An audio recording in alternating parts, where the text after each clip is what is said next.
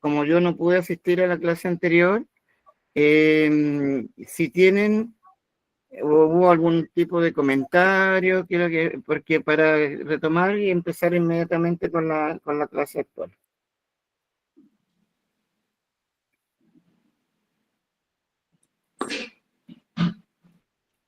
Vamos con la clase al tiro. Sí, pero me interesa lo que le estoy preguntando, es parte de la clase. ¿Qué es lo que quedó de la clase anterior? Porque piense usted que yo voy a empezar con la clase al tiro, pero hay una clase anterior. Por eso quiero saber cómo está, cómo fue eso y si de eso quedó alguna pregunta, que eso es lo que le había preguntado. Padre, quedaron unas diapositivas, las dos últimas, que no las pudo pasar el padre, o sea, el hermano de Eduardo, el profesor. ¿Ya? Entonces no terminaron la clase. No, creo que faltaron las dos últimas. Ya, eso me interesaba saber porque entonces no podemos pasar a esta clase si no está terminada la clase anterior, porque cada clase, en este caso, es necesaria la materia porque, ya como decíamos en un principio, no se trata de avanzar, porque estamos en el magisterio de la iglesia, que no es tan común para la mayoría de las personas. El magisterio de la iglesia es algo que nos viene, escuchamos lo que dice el Papa, pero entrar en la lectura de los documentos hay que hacerlo con gran cuidado, efectivamente, para evitar que luego cualquier interpretación de cualquier persona nos sorprenda indicando cosas que simplemente no hay. ¿Es el anterior? Sí, padre. Ya. Correcto. Listo, entonces, que le faltó la conclusión y qué más. Fueron dos, una más, Claudio, por favor, una más atrás. Déjelo donde no alcanzó, porque si no... Claro, una antes, Claudio. ¿Qué significa y cómo se desarrolla eso? La siguiente. Sí, en el punto 6 faltó ver, el que dice punto 6, Carlos. Esa. Entonces déjela ahí. No, en la anterior. Porque hay que ver eso, porque eso es del anterior, por favor. Ahí, de ahí para adelante. Hasta Número ahí, 6, las verdades reveladas. ¿Desde ahí? Sí. Ya. Bueno, entonces como hemos visto... Punto 6. ¿Cómo? ¿No le escuché qué cosa? El número 6, dijo padre. Número 6, pues. Las verdades reveladas. Hasta ahí faltó, padre, porque se hizo una profundización bien la clase resultó bien, hizo una participativa, se profundizó, fue preguntando a los estudiantes fueron haciendo consultas, leyendo, participando, y llegamos hasta las 6, pero también nos comprometimos a leer las que faltaban y también avanzar en la tarea que nos había dejado. Perfecto. Bien, entonces hemos estado revisando... Igual nos dieron una tarea, padre, nos dieron una tarea. Sí. Del capítulo 2, analizar el número 7, 8, 9 y 10 del Verbum Dei. Eso es para hoy día, claro, era para tener la lista para hoy. Lo hicieron, me imagino, y espero. Bueno, a ver, vamos entonces a continuar desde aquí, recordando que estamos viendo la Constitución dogmática sobre la divina revelación. Ya tratamos claramente el proemio, lo profundizamos un poco, y estamos en el capítulo 1, la naturaleza de la revelación, y se vio con el profesor Eduardo Cuello, la naturaleza, el objeto de la revelación, la preparación de la revelación evangélica, en Cristo culmina la revelación, ese es un punto súper clave. La revelación debe recibirse con fe, y lo que quedan ahora son las verdades reveladas. Me quiero centrar en las verdades reveladas. Vamos a leer el texto, pero primeramente uno de los puntos clave que ya fue tratado, y a lo mejor ese fue uno de los que profundizaron, que es el número 4, que en Cristo culmina la revelación. Este es un punto clave en todo el desarrollo de la constitución dogmática y también, por supuesto, del desarrollo de cualquier estudio bíblico, porque cuando estamos hablando de la revelación, no estamos hablando de situaciones puntuales como a lo mejor algún tipo de encuentro místico con alguno de los grandes santos, Santa Teresa de Ávila, o alguno de los otros santos.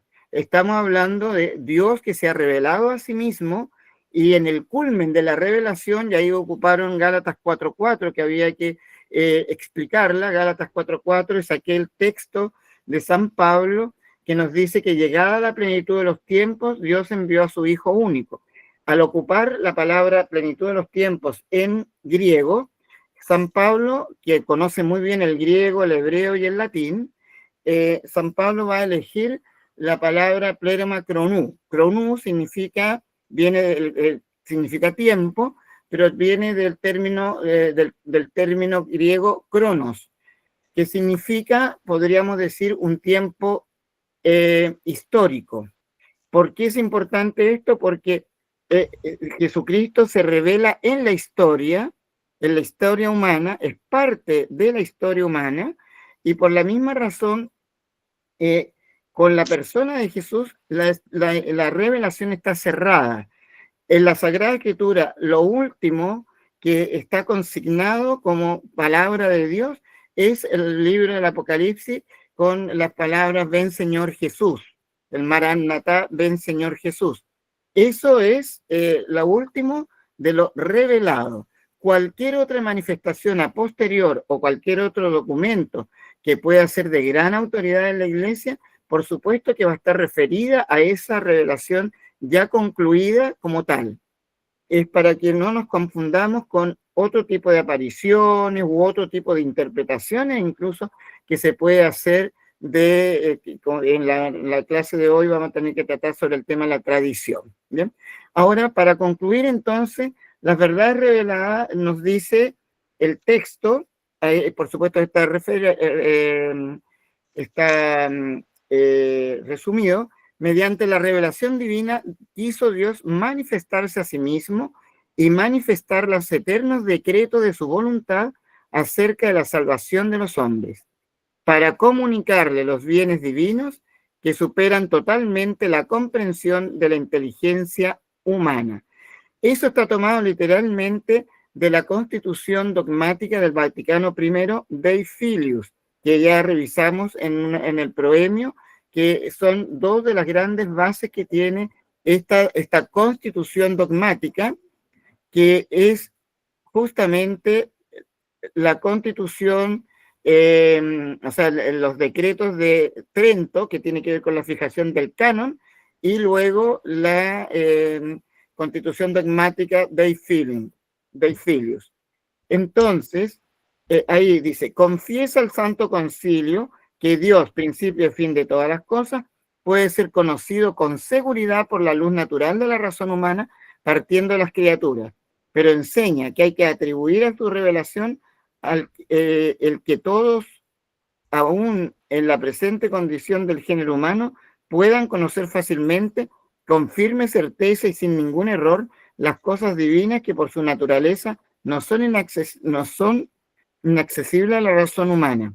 Todo, nuevamente, Dei Filius, y ahí está Denzinger Hürremann, del número 3004.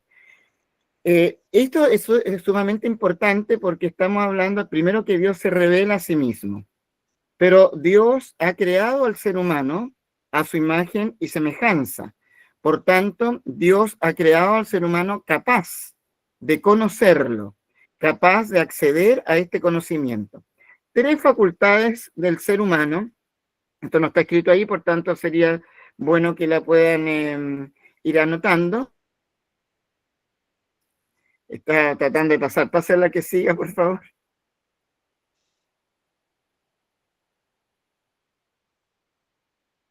Y eso. ¿Qué significa? Vamos a ver. Dei Verbum 6. Este número enfatiza que la fe es la respuesta del ser humano a la relación divina. Entonces yo decía, 3 facultades tiene el ser humano que lo hacen imagen y semejanza de Dios. El conocimiento, la voluntad y la libertad. El conocimiento es la capacidad del ser humano de conocer el bien absoluto, que es Dios. La voluntad es el apetito por lo bueno, así se le puede definir, o en términos más espirituales, como el amor por lo bueno, el amor a lo bueno. Pero el único bueno y suma bondad, o más bien el absoluto de la bondad, es Dios. Por tanto, el ser humano tiene racionalmente la capacidad de conocer a Dios como bueno o como suma bondad. Al mismo tiempo, tiene la capacidad de amar ese bien conocido y la libertad, que es la capacidad de acceder al bien conocido y amado. Bien, entonces, y dice este número que va a enfatizar precisamente que la fe es la respuesta del ser humano a la revelación divina, porque Dios se revela, pero ¿cómo llegamos a ese conocimiento? Precisamente por la virtud teologal de la fe. La fe, la esperanza y la caridad, recordemos, son virtudes teologales. Las virtudes teologales significa que es un don de Dios, pero que al mismo tiempo se convierte en tarea.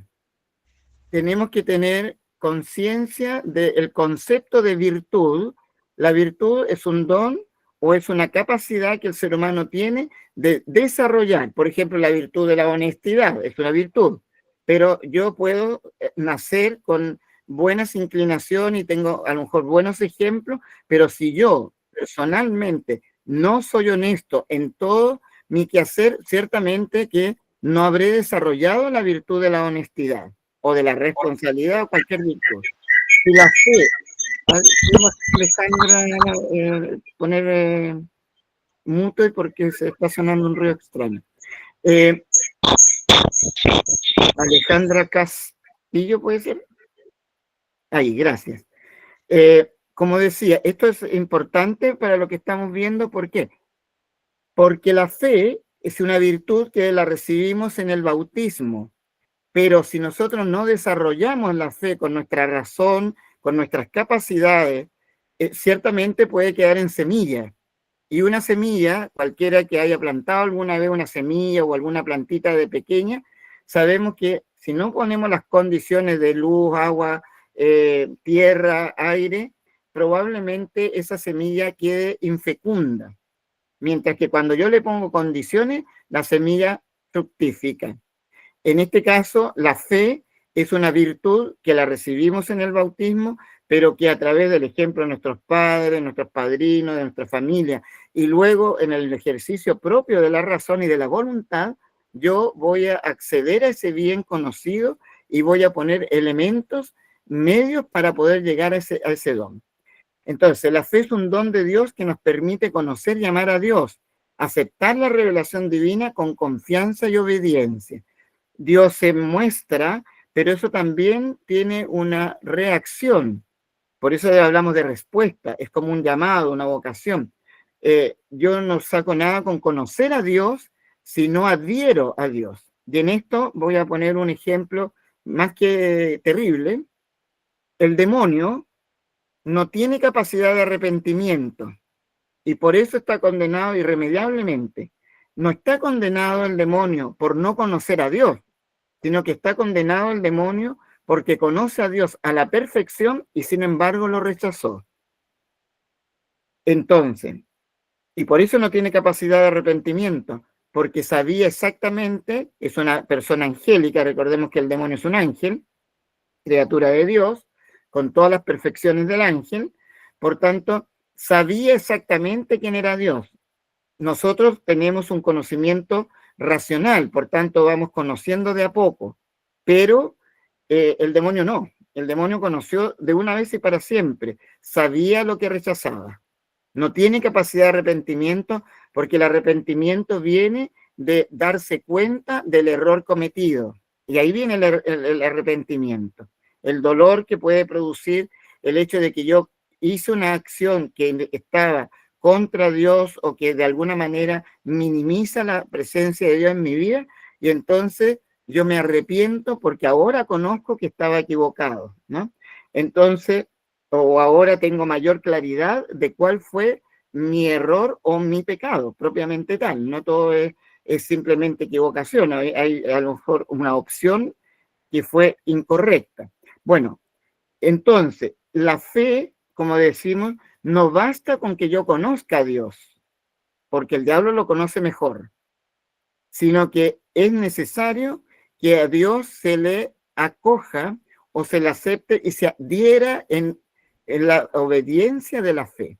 Y eso es lo que en este número pone énfasis, porque la razón natural, es decir, nuestra capacidad de adherir, perdón, nuestra capacidad de aprehender la realidad, que eso es la razón, la capacidad de aprehender la realidad, a nosotros nos lleva precisamente al hecho de que somos capaces de conocer a Dios.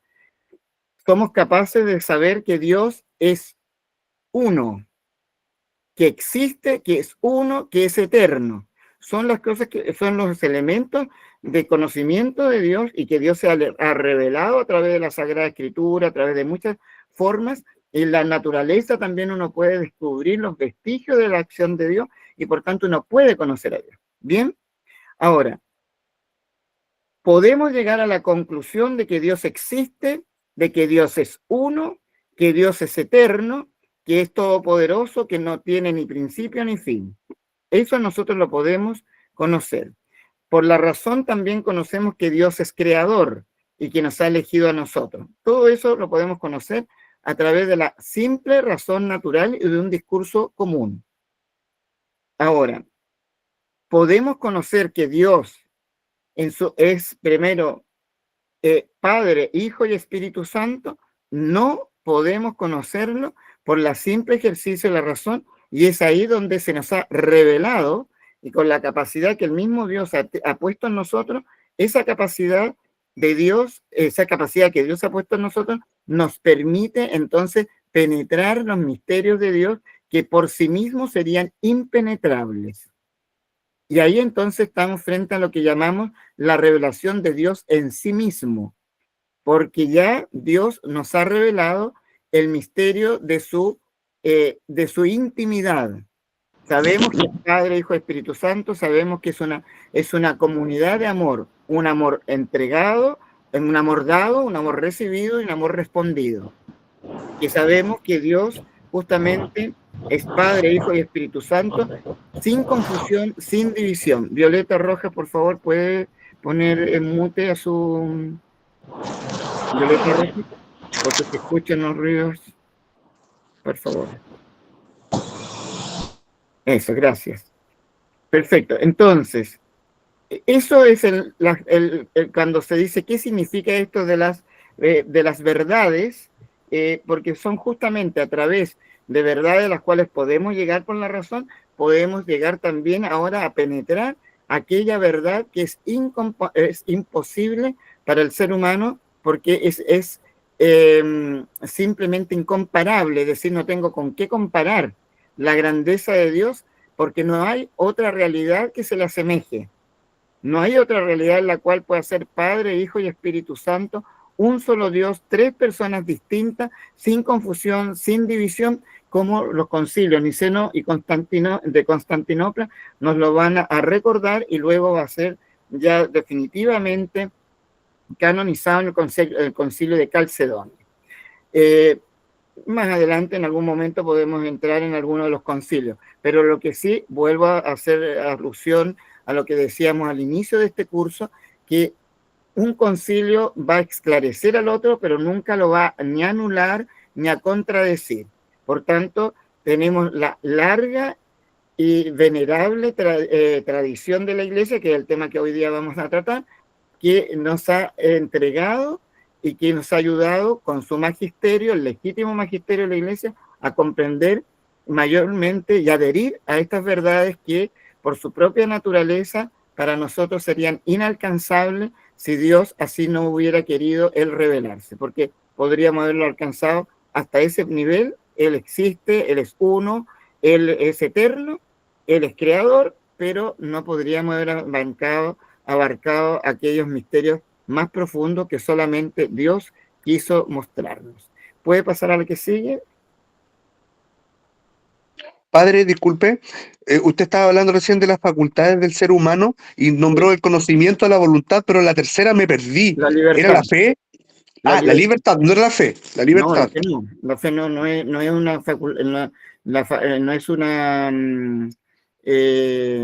¿cómo no es No una una, facultad del ser humano. no es una Ah, a ver, la yo fe noté es la una facultad, razón. ¿perdón? Conocimiento, voluntad ¿y qué más Ya, era? Libertad. conocimiento, Ya, ya, Libertad. ya le voy a libertad. responder, pero apaguen su micrófono, por favor. Esa. Conocimiento, voluntad y libertad. Perfecto, padre, gracias. Ya, pero quiero explicarla una vez más por si acaso. Conocimiento, voluntad y libertad es las tres facultades superiores del ser humano que lo hacen imagen y semejanza de Dios. Ahora, el conocimiento es la capacidad de conocer el bien absoluto. ¿Quién es el bien absoluto? Solo Dios. No existe una dualidad de principios, por ejemplo, el bien absoluto y el mal absoluto. No podría, ¿no? Y el diablo sería como el dios del mal. No, no existe Dios del mal. Solo existe el Dios, el único Dios, solamente. Por tanto, la capacidad que tenemos es de conocer ese bien. La voluntad, filosóficamente, la voluntad se define como el apetito por lo bueno. Esa es una breve y muy sencilla definición filosófica, el apetito por lo bueno. No obstante, desde una terminología cristiana, católica, estamos hablando del amor, el amor por lo bueno, ¿no? Y finalmente, la libertad, que es un punto muy clave en todo esto, la libertad es la capacidad de acceder al bien conocido y amado. El pecado lo que hizo fue dañar estas facultades, no las anuló. Y eso hay que dejarlo súper en claro. En el ser humano no están anuladas las capacidades, las facultades, la imagen de semejanza de Dios puede haber sido velada, puede haber sido un tanto desfigurada, pero nunca anulada. Y por eso viene Jesucristo a restaurar, no a parchar. Hay que tener claro estos conceptos porque podría ser como una especie de parche, como solemos hacer cuando se nos rompe algo y a lo mejor no tenemos la posibilidad de hacerlo de nuevo, entonces simplemente lo parchamos y lo mejor que se puede, hasta lo podemos pintar por fuera para que no se note el parche, pero el parche está ahí. No, en el caso del ser humano no ha sido parchado, sino que ha sido restaurado. Y la restauración tiene que ver en este caso con que estas facultades dañadas del conocimiento, la voluntad y la libertad, ahora tienen la posibilidad, por medio de Jesucristo, que ha asumido nuestra condición humana con las mismas facultades, porque es en todo semejante al ser humano, excepto en el pecado, nos dice la carta a los hebreos. Por tanto, en Jesucristo nosotros alcanzamos esa restauración del hombre nuevo, el nuevo Adán, como también la Sagrada Escritura lo ha consignado así. Bien, la conclusión, la síntesis, y ahí pasamos, porque se entiende que hay una tarea que ustedes a lo mejor ya han hecho, pero ahí no vamos a ver la tarea, sino que vamos a pasar al tema de hoy. En la síntesis del capítulo 1, la revelación divina en sí misma, hemos visto el capítulo 1 Dei Verbum, titulado La revelación divina en sí misma, presenta una reflexión teológica sobre la naturaleza y el propósito de la revelación divina. Ahora, siempre tenemos que ir a los conceptos, siempre tenemos que ir a los conceptos, a las definiciones de términos también. Cuando nosotros hablamos de reflexión teológica, cuando yo ocupo la palabra teología, significa, pueden anotarla si es que no la hemos dicho en otra oportunidad, teología nosotros lo podemos definir como la comprensión crítica de la fe. Toda ciencia, y la teología es una ciencia, parte de un dato.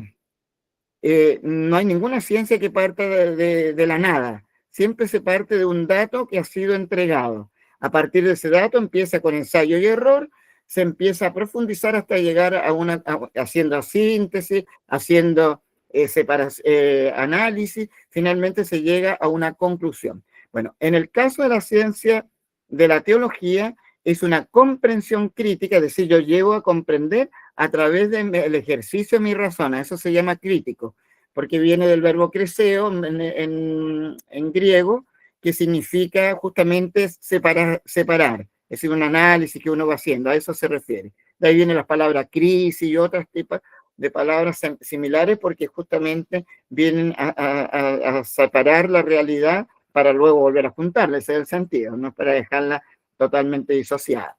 Ahora, por eso, cuando hablamos de una comprensión crítica de la fe, estamos partiendo de un dato, y es el dato revelado. Vaya para atrás, por favor. Ya, el dato revelado. El capítulo 1, decíamos, es una reflexión teológica sobre la naturaleza y el propósito de la revelación divina. ¿Cuáles son estos puntos clave? La revelación divina, Dios se revela a sí mismo a la humanidad a través de la creación, la historia y de manera definitiva en Jesucristo. O sea, los vestigios, por eso hay personas que no tienen idea de Cristo y sin embargo sí tienen idea de la existencia de Dios. Podrían equivocarse incluso, podrían pensar de que son muchos dioses, pero finalmente tienen una concepción de la existencia de Dios. Ahora, en el caso nuestro, estamos frente a una revelación que es completa y por tanto sabemos quién es el verdadero Dios y cuáles son sus naturalezas. Luego dice la economía de la salvación. Cuando hablamos de economía, la palabra economía es una palabra griega que significa distribución. De ahí viene economo, economía de mercado y cualquier otra cosa que uno quiera. Es cómo se distribuyen los bienes. Por eso la palabra economía tiene que ver más bien con la distribución. Puede ser de bienes materiales, de bienes divinos, etc. Entonces aquí estamos hablando cómo se distribuyen los elementos propios de la salvación. La revelación divina se realiza a través de una serie de eventos y palabras que se complementan mutuamente con el fin de salvar a la humanidad. Cuando hablamos del término salvar, salvación, no solo estamos haciendo alusión a la liberación de un peligro inminente, como dice, oh, me salvé de esta, porque casi me atropellaron, o me tenía una prueba súper difícil, no había estudiado nada, y justo el profesor se enfermó y no hizo la clase. Me salvé, dice él. Eso es lo que cree la persona, porque el profesor le manda ahora por internet y hasta ahí llegó la prueba, la tiene que hacer igual. ¿Me entienden? Entonces, el tema es, la salvación no es solo el liberarnos de un peligro inminente, sino que la salvación está referida a cumplir plenamente la voluntad de Dios que tuvo para con nosotros antes de la misma creación, que seamos santos, inmaculados en su presencia por el amor, que seamos sus hijos de adopción, para lo cual, habiendo pasado el pecado, mandó a su Hijo Jesucristo, quien por su sangre nos redimió. ¿Bien? Esa es salvación. Por tanto, la economía de la salvación, Dios se revela a través de una serie de eventos para llevarnos a complementar y a llegar finalmente a la salvación total, incluyendo los medios para la salvación que el Señor nos da, como puede ser los sacramentos, la palabra de Dios y la acción apostólica. Cristo, la plenitud de la revelación, es uno de los puntos clave que decíamos, porque justamente en Jesucristo se llega al punto en el que toda la creación alcanza su punto máximo. Y ahí viene San Pablo en Gálatas 4:4 cuando nos dice, llegada a la plenitud de los tiempos, y entonces ocupa plero macronú, significa entonces que llegada en el tiempo histórico, Dios se hizo presente en la persona de su Hijo, la segunda persona de la Trinidad, y se hizo presente de una manera concreta, no apareció de la nada, sino que fue engendrado en las purísimas entrañas de la Santísima Virgen María, nacido, dice Gálatas 4:4, Dios mandó a su Hijo, nacido de mujer, nacido bajo la ley. Está haciendo alusión a la Santísima Virgen María y su nacimiento, es decir, el nacimiento de Jesucristo de las purísimas entrañas de la Virgen, y también está haciendo alusión bajo la ley porque está hablando justamente del pueblo de Israel en un tiempo muy concreto. Bien, Cristo es la plenitud entonces de la revelación, y la fe va a ser la fe como una virtud capaz de ser desarrollada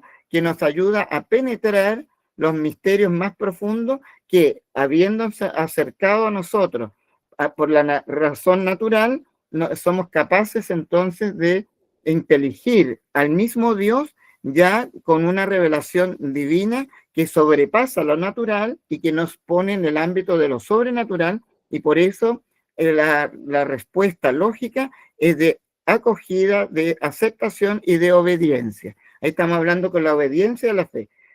En el pueblo de Israel, llamado así el credo de Israel, comenzaba con un mandato: escucha, Israel, amarás al Señor tu Dios con todo tu corazón, con toda tu alma, con todo tu ser. La palabra escuchar en hebreo se dice Shema, Shema Israel. Cuando decía Shema, la palabra Shema junto con escuchar significa obedecer, porque obediencia entonces la escucha que se hace parte de mi acción. No, si yo escucho y no realizo aquello escuchado, no obedecí y a lo mejor no escuché, ¿no? Porque no adherí. Bien, aquí terminamos, yo entiendo, pasamos al que sigue. Ahí era la tarea, parece.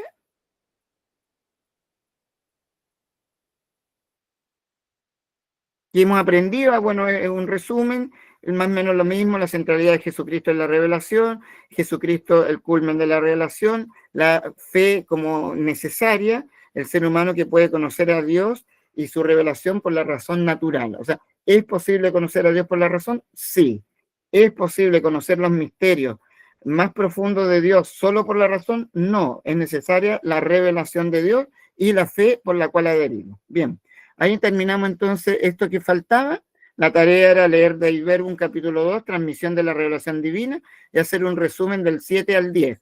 Ahora vamos entonces al 7 al 10 por los minutos que nos quedan, y seguramente para la próxima clase vamos a tener que retomar algo parecido a lo que estamos haciendo ahora. Vamos entonces a la clase de hoy.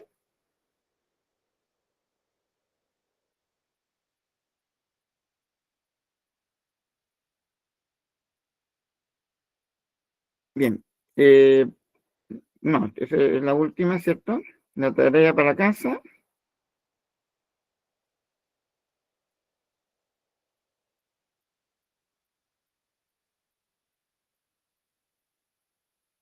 Ya. Entonces ahí tenemos. El presupuesto básico, siempre hacemos esta pregunta.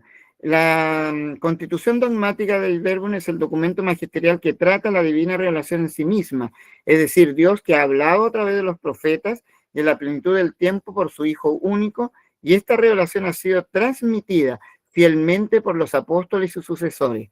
Aquí vamos a entrar en un tema súper importante. Luego, como estamos preguntando qué conocemos, recuerden que todas estas primeras preguntas tienen que ver con hacer un gran cuestionario en algún momento que nos ayude. Mi señal es muy mala. Bueno, ya, entonces, ¿cómo ha sido transmitida la revelación? Es una de las preguntas. ¿Cómo ha sido transmitida la revelación? ¿Qué antecedentes tenemos de la sagrada tradición? ¿Qué relación existe entre tradición y escritura? ¿Y qué relación existe entre tradición, escritura y magisterio? Bien, estos son los temas que vamos a tratar aquí y que debiéramos al término de esta clase poder responder estas preguntas que hemos hecho al inicio. ¿Continuamos? Presentación, ya. Ese es el esquema que vamos a seguir, los números 7, 8, 9 y 10 que ustedes resumieron, que dice, qué significa, y luego la conclusión, que y la tarea para mañana, para el próximo lunes. ¿Continuamos? Ya, aquí está el texto de Dei Verbum 7, los apóstoles y sus sucesores, heraldos del Evangelio. Lo vamos a leer así, grosso modo, rápidamente, porque ustedes ya hicieron el resumen, por tanto, espero que lo hayan hecho. Esta es la idea de ir adelantándonos para que ustedes con su resumen puedan ir también trabajando el documento. Dispuso Dios benignamente que todo lo que había revelado para la salvación de todos los hombres permaneciera íntegro para siempre y se fuera transmitiendo a todas las generaciones. Por eso Cristo Señor, en quien se consuma la revelación total, de Dios Altísimo, hay varios textos que ahí nos los van a recordar, mandó a los apóstoles comunicándoles los dones divinos que el Evangelio, que el Evangelio que prometido antes por los profetas. Ahí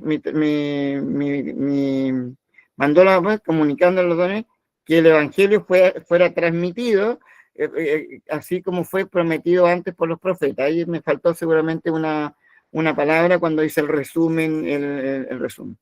Esto lo realizaron fielmente tanto los apóstoles que en la predicación oral transmitieron con ejemplos e instituciones lo que habían recibido por la palabra, por la convivencia y por las obras de Cristo, o habían aprendido por la inspiración del Espíritu Santo, como los apóstoles y varones apostólicos que bajo la inspiración del mismo Espíritu Santo escribieron el mensaje de la salvación.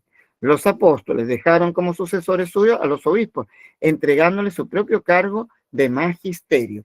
Aquí están todos los elementos que vamos a tratar hoy día, porque ese es el número 7 que ustedes ya resumieron, y si no lo han resumido y tienen el texto, vayan y lo pueden leer completamente, porque la idea es, cuando uno hace un resumen, es leer el texto completo y luego sacar las ideas más importantes. ¿Continuamos?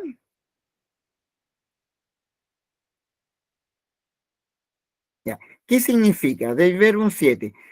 Este número destaca que los apóstoles, después de la ascensión del Señor, predicaron la verdad que habían recibido de Cristo y que esta predicación se realizó de palabra y por escrito. Mire, yo voy a tratar de ir un poco rápido respecto a estos temas, porque me interesa uno en especial de los números que estamos viendo, que es el número 8, que es el de la Sagrada Tradición. No es que no me lo quite, pero vamos a ir rápidamente. Entonces, Dios se revela a través del tiempo en la Sagrada Escritura, los profetas, pero se revela en la persona de Jesús. Quienes estuvieron con Jesús desde un principio son discípulos y apóstoles. No obstante, discípulos pueden ser un número muy grande que vieron y que luego pudieron dar testimonio. Pero dentro del grupo de los discípulos, Jesucristo instituyó a 12. Eso está en Marcos 3, 15 y siguientes, hasta el 19. Incluso podríamos empezar en 3:13. 3:13, Marcos 3:13 hasta el 19, el versículo 19, que dice, llamó a los que él quiso y vinieron donde él. Los llamó para que estuvieran con él, los llamó para enviarlos. Y ahí comienza la distinción. Del número que vino, llamó a los que él quiso y vinieron donde él, vino un número quizás muy grande. De hecho, la Sagrada Escritura da varias veces razones de que habían 5.000 personas escuchándolo. O sea, estamos hablando tal vez de un grupo muy grande. No obstante, de eso solamente eligió a 12. Y dice Marcos 3, y estos son los nombres de los apóstoles. Y les puso el nombre de apóstol, es decir, la palabra apóstol en griego significa enviado. Apóstol significa enviado. Por tanto, Jesucristo constituyó a 12, y cuando dice la palabra constituir, le está dando poderes. En una constitución es algo, justamente, una acción permanente, ya lo hace permanentemente, por eso no es algo pasajero, no es un nombramiento ad hoc. El nombramiento ad hoc es para el momento, yo te nombro para esto. Una constitución, cuando ha sido constituida, es porque ya debe permanecer en ese nombramiento. Los apóstoles fueron constituidos como apóstoles. Una clave de lectura. Toda vez que nosotros en la Sagrada Escritura encontramos el número 12, siempre va a estar haciendo alusión a la constitución del pueblo de Dios. 12 apóstoles, 12 tribus de Israel, 12 canastas que sobraron después de la multiplicación de los panes, 12 estrellas que rodean a la mujer que está encinta en el Apocalipsis, y así. Es decir, 12 años tenía la niña que estaba enferma, 12 años llevaba a la mujer enferma de flujo de sangre, y justo después de 12 años es capaz de ser sanada. Después de la niña con 12 años es restaurada y puede caminar nuevamente porque había muerto y vuelve a la vida. Es decir, a través del pueblo de Dios, la constitución del pueblo de Dios, que subsiste en la Iglesia Católica, según nos lo dice Lumen Gentium 8, entonces ahí estamos nosotros frente a la acción de Jesucristo. Entonces, ¿qué nos ha dicho este número 7? Que después de la ascensión, el Señor le da poderes a estos discípulos que ya habían convivido con él, que habían, y el criterio, recordemos que los 12, hay uno traidor que se suicidó y que es Judas, ¿cierto? Bueno, posterior a la ascensión, ese número que está hasta el momento están en 11, el número de 11 es completado. Ese gesto de completar por una sola vez, porque después ya no lo vuelven a completar, una vez con San Matías, el apóstol Matías, este gesto de completar el número de los 12 tiene un sentido de institución, ¿no? Lo que Cristo ha instituido se debe prolongar. Después ya no fue necesario porque esos fueron, se fue diversificando precisamente con la ordenación de los sucesores de los apóstoles que hicieron, que son nuestros obispos. ¿Mm? Bien, entonces dice, predicaron la verdad que habían recibido. Todos los apóstoles y los primeros discípulos, hay varios que no son propiamente tal, el de los 12, por ejemplo, San Bernabé no es de los 12, pero sin embargo es sumamente importante en la comunidad de Antioquía, él es el que llama a Pablo, San Pablo tampoco es de los 12, se une a posterior y así te vamos a ir a encontrar una serie de personas que no son directamente los 12 apóstoles, pero sin embargo sí han recibido la predicación a través de la palabra, es decir, porque vieron a Cristo, lo escucharon, lo vieron, fueron testigos oculares, y eso es un punto clave para los primeros apóstoles y para la primera transmisión de la fe que se cierra con el Apocalipsis, que tendrían que ser aquellos que hablaban, eran testigos oculares, es decir, habían visto a Jesús, habían escuchado sus palabras, o si no alcanzaron a ver a Jesús, sí eran discípulos de los discípulos que habían visto a Jesús, que lo habían tocado, como dirá San Juan, cuando dice lo que nuestros ojos vieron, lo que nuestras manos tocaron, lo que nuestros oídos escucharon, eso es lo que nosotros les transmitimos. Está hablando de Jesucristo. Se enfatiza la importancia de la predicación apostólica en la transmisión de la revelación de la fe, de la revelación divina, perdón. Los obispos sucesores de los apóstoles continúan la custodia de la tradición con el magisterio. Ya no transmiten la revelación, sino que custodian lo ya transmitido. Y por eso el magisterio está dedicado precisamente a esclarecer y a purificar aquellos errores que dentro de la predicación y de la doctrina de la fe podrían, a través de los siglos, haberse contaminado incluso. ¿Continúan, por favor? Padre, en Lucas, en el Evangelio de San Lucas, en el capítulo 10, si no me equivoco, Jesús también encomienda a otros 72 discípulos para que vayan a predicar la palabra. Exacto. Ese es un sentido universal porque se suponía que eran 72 naciones que constituían el mundo. Por tanto, el número de 72 en este caso tiene que ver con que el mensaje es universal.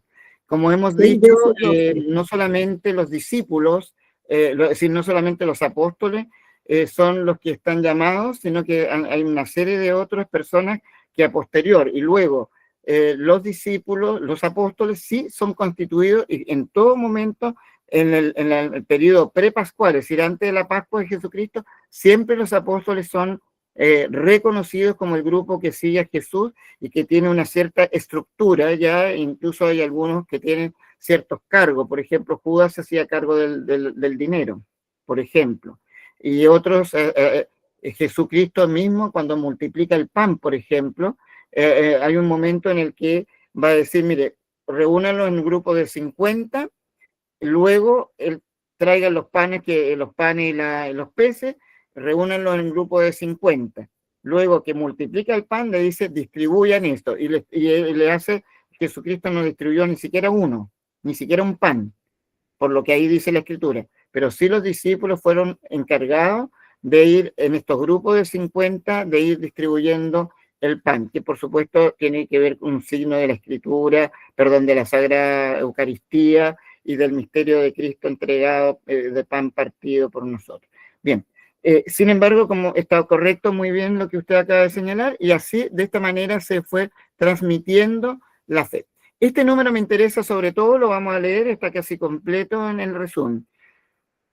Así fue la predicación apostólica, así pues, perdón, la predicación apostólica que está expuesta de un modo especial en los libros inspirados, debía conservarse hasta el fin de los tiempos por una sucesión continua.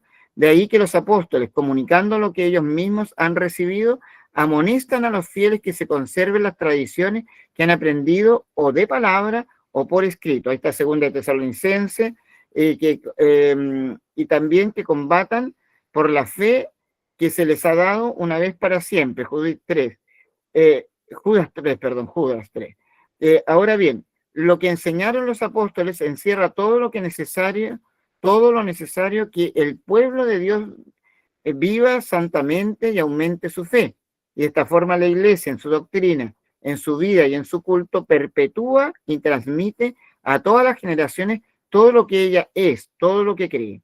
Las enseñanzas de los santos padres testifican la presencia vivificante de esta tradición, cuyos tesoros se comunican a la práctica y a la vida de la Iglesia creyente y orante. Por esta tradición, conoce la Iglesia el canon íntegro de los libros sagrados y la misma Sagrada No Escritura. hay diapositiva. Ah, ya. ¿Perdón? No, disculpe.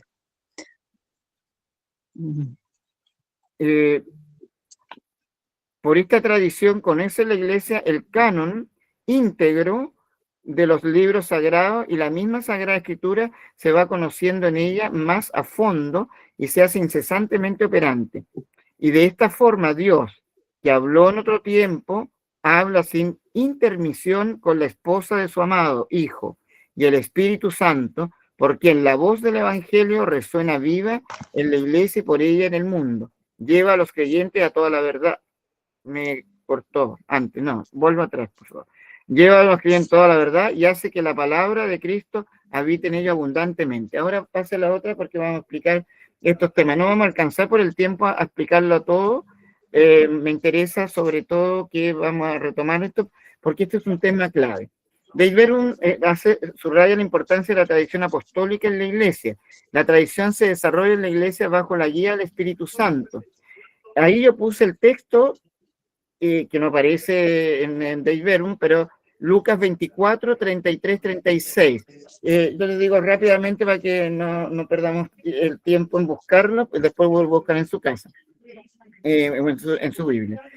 Lucas 24 es los peregrinos de Maús.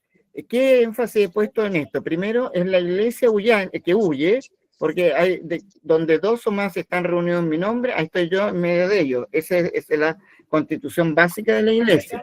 Sin embargo, los discípulos de Maús son dos que van, los discípulos de Maús van arrancando de las situaciones que han habido. Todos ya conocemos el diálogo, que luego se aparece Jesús y le dice, bueno, cuando Jesús se manifiesta y dice, podrían apagar, María Verónica, puede apagar eso, gracias. Cuando Jesús se manifiesta a los discípulos de Maús, en la fracción del pan, desaparece. ¿Se acordarán ustedes de ese texto que es muy conocido? Y dice los discípulos, ¿no ardía nuestro corazón cuando Él nos hablaba? E inmediatamente vuelven al seno de la comunidad. No se quedan ahí conversando, pasemos la noche y mañana vamos. Inmediatamente vuelven al seno de la comunidad. Y en el momento, por eso es importante el tema de cómo es transmitida la fe, la tradición, cómo se va transmitiendo esta verdad. Cuando llegan, están los 11 reunidos y ellos, antes que los discípulos de Maús empiecen a contar su experiencia, los discípulos le van a decir a ellos, le van a transmitir de primera mano, el Señor ha resucitado y se nos ha aparecido. Ahí está el primer momento de esta transmisión a aquellos discípulos que se habían apartado por miedo y que ahora aparecen. Entonces dice, ellos le están comentando. Luego de que los discípulos, los 11, ya le dieron es decir, ya le transmitieron esta aparición de Jesucristo, entonces ellos recién van a hablar qué fue lo que pasó por el camino. Y cuando todavía son interrumpidos, si ustedes van a leer el libro y van a darse cuenta, por eso puse el 33-36, porque cuando ellos todavía estaban hablando, se aparece nuevamente Jesús en el seno de la comunidad, y los instruye. Entonces, ahí hay un tema importantísimo, como cuando hablamos de sagrada tradición, estamos hablando de esta comunicación, de estas verdades reveladas, que de primera mano, porque son testigos oculares, han podido ser, cuando hablamos de la palabra testigo, que luego también en griego recordemos que testigo se dice mártir, todo el martirio, el mártir. El testigo, en definitiva, es aquel que ha tenido la experiencia vital de lo que está atestiguando. Porque alguien que habla de algo que no ha visto y dice que lo ha visto es mentiroso, ¿no? Por más que me lo contó, tendría que decir, me contó tal persona que a lo mejor goza de gran prestigio y autoridad y por tanto de credibilidad, me lo contó. Pero yo no podría decir, sí, yo lo vi con mis propios ojos porque eso es falso, ¿me entiendes? Entonces hay que tener la experiencia justamente y esa es la que aquí se transmite. La tradición, luego tengo otro tema, la tradición no es algo estático, sino que se desarrolla y profundiza con el tiempo bajo la asistencia divina, es decir, el Espíritu Santo que es enviado en el momento de el Espíritu Santo en el momento de la aparición, Jesús se puso en medio de ellos, estamos en el Evangelio de Juan, en la aparición de Jesucristo, se puso en medio de ellos, le dijo, la paz a ustedes, como el Padre me envió a mí, así los envío yo a ustedes. Dicho esto, les sopló sobre ellos y sopló el Espíritu, y reciban el Espíritu Santo. Los pecados que sean perdonados serán perdonados en el cielo, los que sean retenidos serán retenidos en el cielo. Ahí hay una potestad que se le da a los discípulos y se le da un mensaje. Luego Mateo 28, 20 va a decir, vayan por todo el mundo, y ahí puede ser mucho más amplio, no solamente los 12, pero principalmente el magisterio va a estar en los 12. En ese momento, vayan por todo el mundo y anuncien el Evangelio.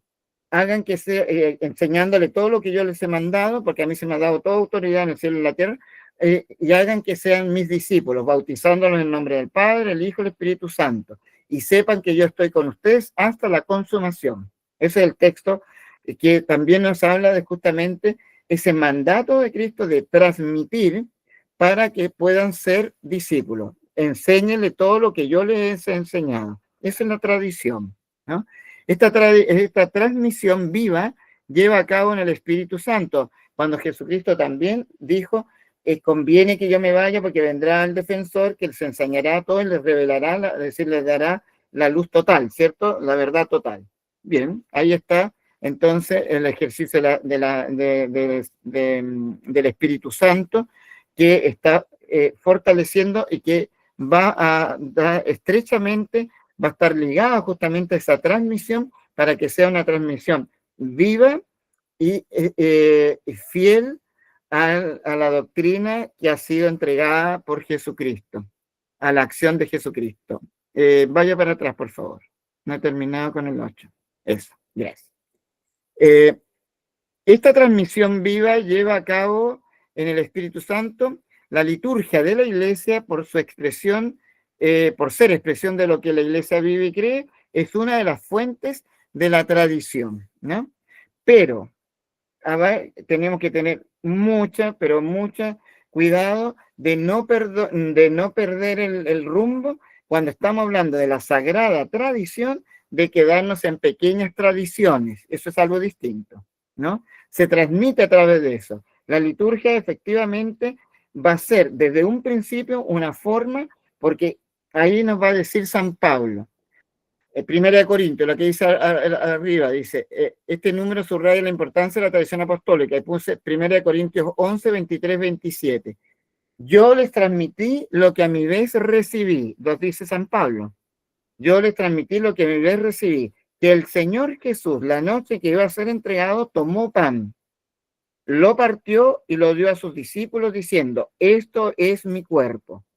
Luego tomó la copa, la pasó diciendo, esta es mi sangre, sangre de la alianza nueva y eterna que será derramada por ustedes y por muchos, para el perdón de los pecados. Hagan esto en memoria mía. Tal cual son las palabras que uno dice en la consagración. Eso fue transmitido en la primera de Corintios 11, 23, 25, el año 55 después de Cristo. Por tanto, saque la cuenta del año 33 al 55, son 22 años, si no mal recuerdo, si no estoy mal, 22 años después del gran acontecimiento. No había nada escrito antes que eso. Los evangelios fueron escritos posterior. Los evangelios, el más nuevo, ustedes los que hicieron el curso de evangelio, el más nuevo, el más antiguo de los evangelios es San Marcos, probablemente el año 68.